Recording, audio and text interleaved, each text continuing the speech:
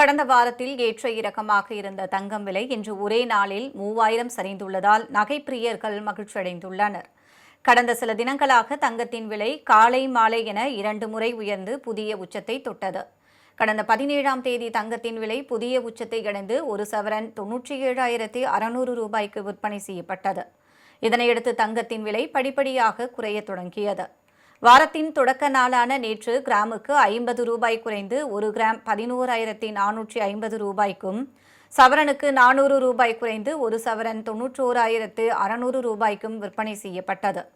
இதனையடுத்து தங்கம் விலை 2வது நாளாக இன்று அதிரடியாக குறைந்துள்ளது.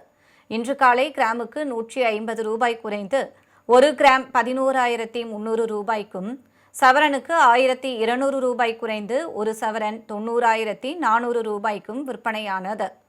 இந்நிலையில் தங்கம் விலை மாலையில் மேலும் குறைந்துள்ளது.